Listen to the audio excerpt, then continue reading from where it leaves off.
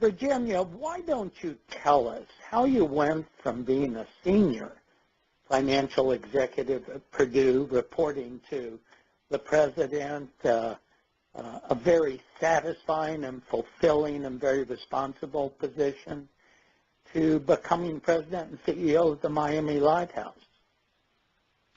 Thank you, Doug. I had the privilege of working with the president, the provost, the treasurer of one of the leading institutions in the United States, Purdue University.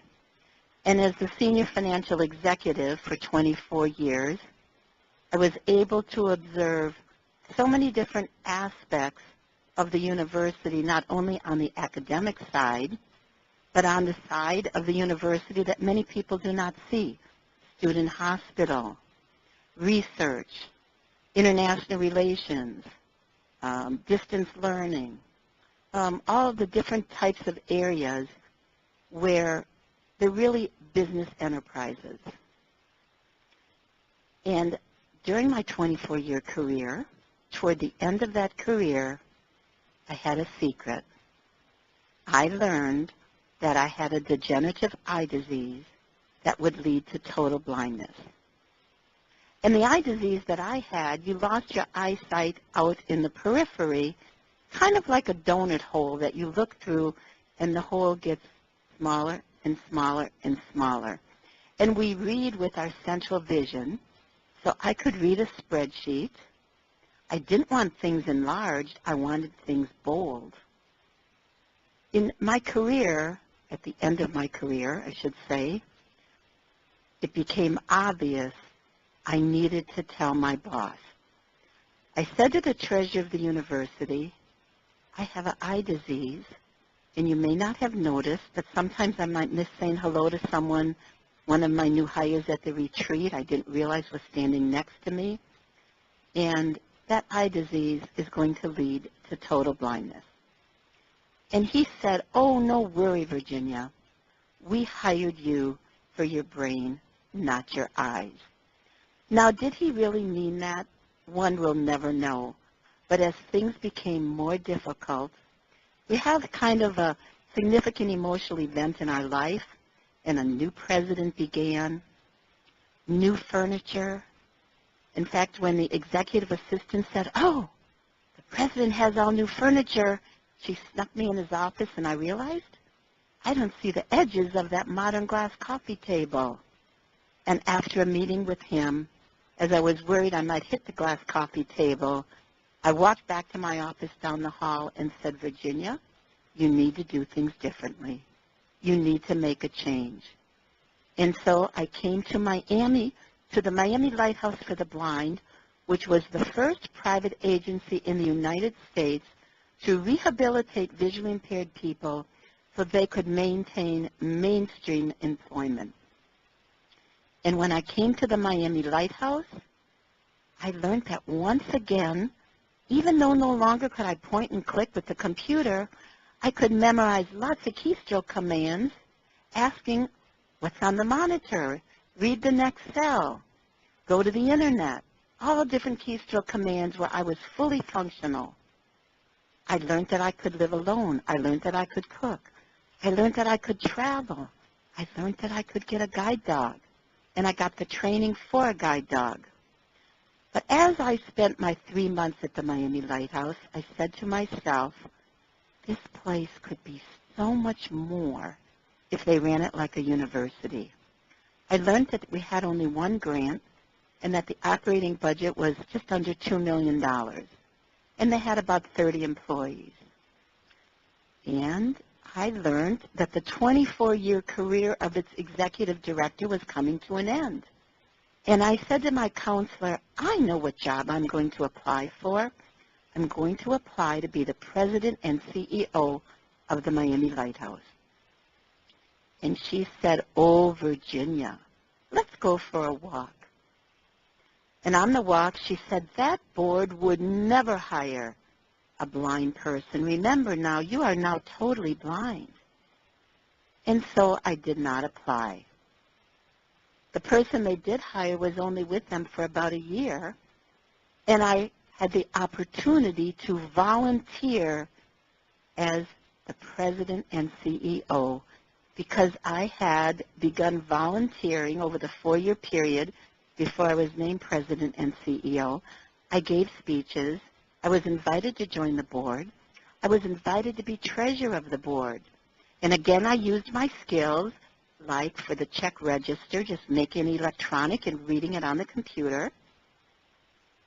And when the CEO terminated her employment, the chairman of the board said, while we conduct our national search, Virginia, would you mind serving pro bono as a volunteer president and CEO? And I didn't know if it would be a week or a month or 2 months. And 2 months became 3 months, and 3 months became 4 months. And then the board was going to be meeting, and they asked me to put in my resume and to get references.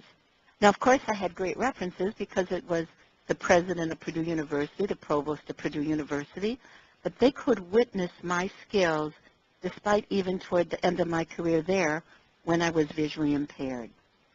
And they had witnessed my skills when I was a volunteer. So when they told me they were halting the national search and they would name me as their first blind president and CEO, I was ready for the opportunity because of my volunteering.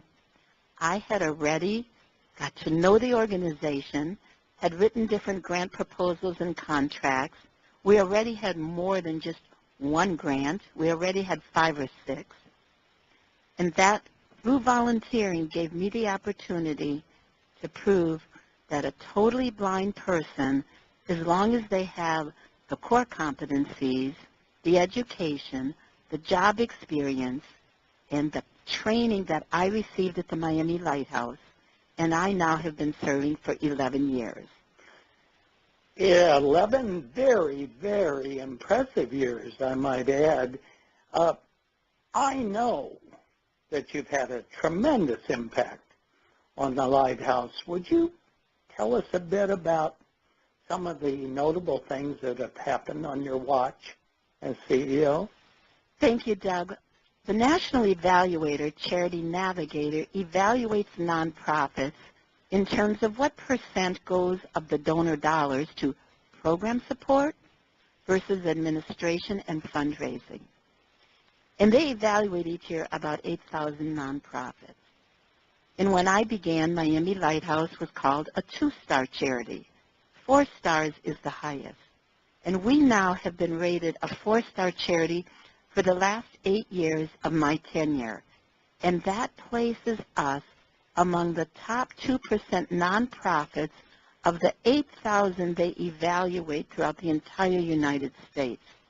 So that means throughout the entire United States, we are one of the top 160 charities as evaluated by Charity Navigator.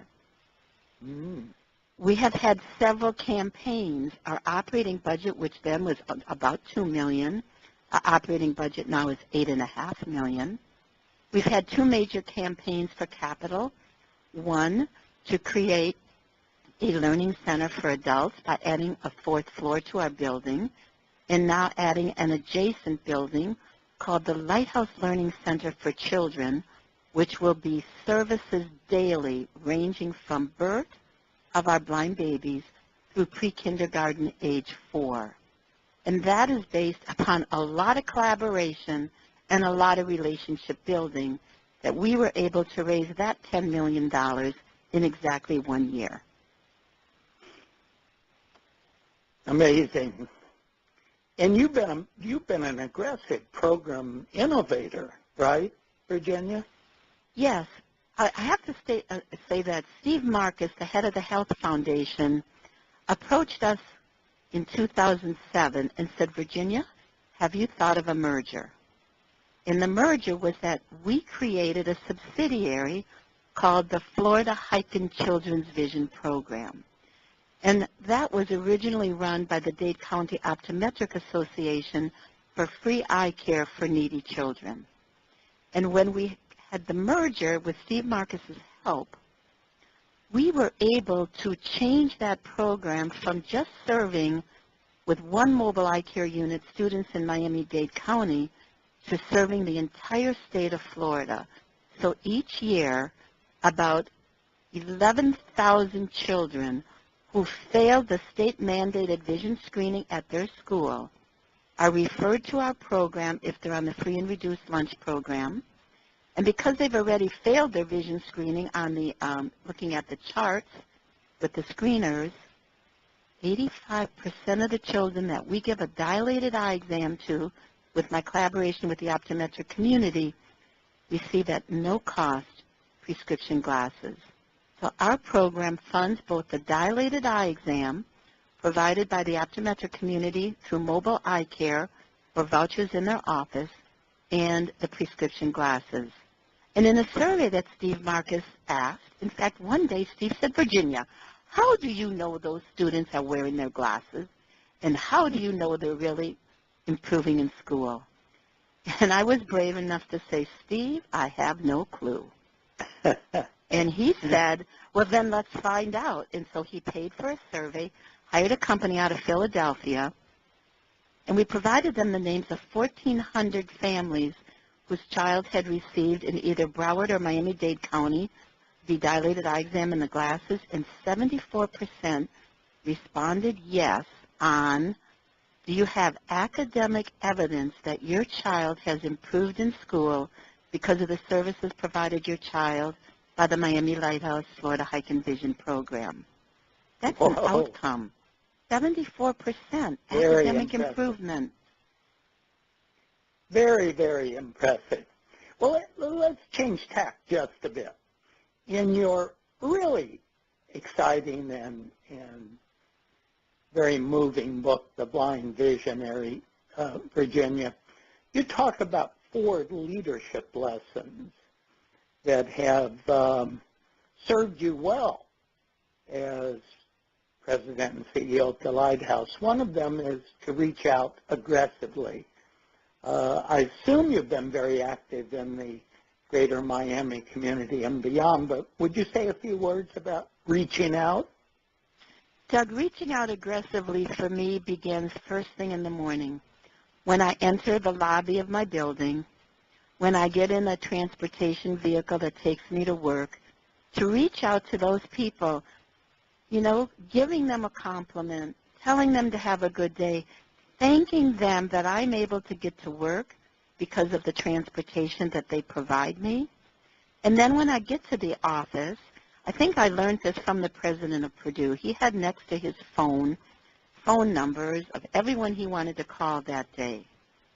Just so simple as picking up the phone and calling someone and thanking them for their $500 donation or their $1,000 donation or their $5,000 donation.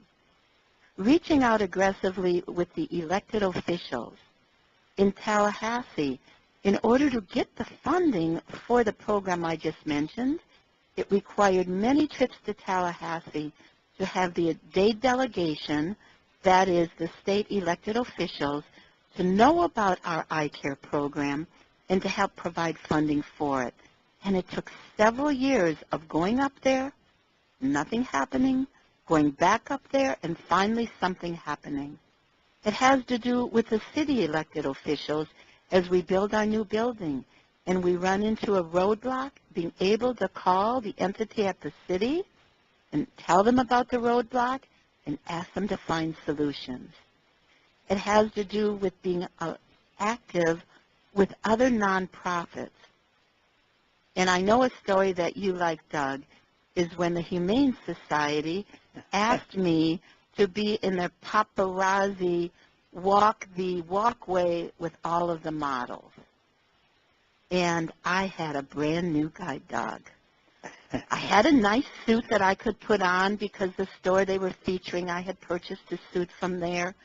I wasn't worried about what I was going to look like.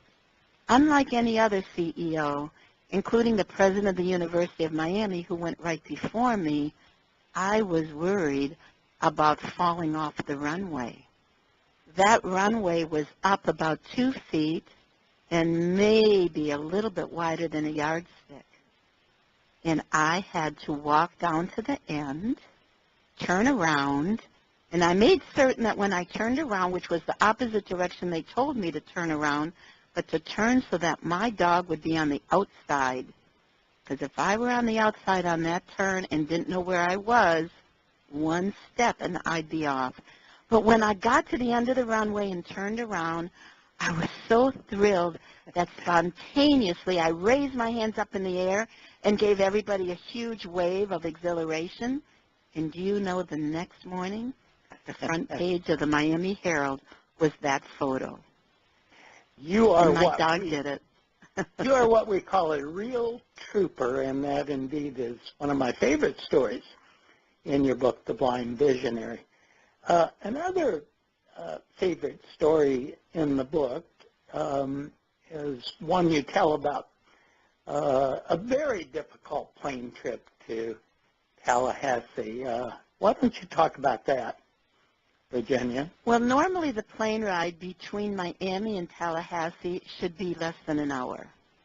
However, think about this. If you have a guide dog with you, you do need to schedule when the dog needs to take a bathroom break, right? And most guide dogs are good 4 to 6 hours. And you're very careful that morning to make sure your dog has taken care of business. And then, of course, at the airport, you have to sit and wait. And this particular flight, we got on and off the plane 3 times because there was either engine problems or mechanical problems. And the people were getting pretty nasty. And I decided, with the pilot standing there, because the thing I was worried about was my guide dog. And so instead, I said to the pilot, "This has to be so difficult for you." And he said, "What about you and your dog?" And I said, "I'm kind of worried about my dog." And he said, "You know what? I can get through security faster than you. It's going to be another half an hour. Let me take your dog out." And that was an example of not getting in his face like so many people were, but asking him how he felt. And in return, what I was worried about was taken care of. And Doug, I have to confess, I so much wanted to write the airlines a letter about him and say how wonderful he was, but I was worried that maybe he stretched his authority a little bit, and I didn't want him to get in trouble. And I only wish I could have written him a letter of thanks. Well, it's too bad you couldn't. That's a wonderful story. Well, folks, we've been talking with the president and CEO of the Miami Lighthouse for the Blind, Virginia Jacko, author of a really exciting book, The Blind Visionary. Thank you so much, Virginia, for taking the time to share your experiences today. Doug, thank you for this opportunity, and thank you for the board governance, the coaching, and all of your help, because I'm able to do what I do because you were a significant part of it, and I hope you continue to be. Why, thank you, Virginia. Have a great day.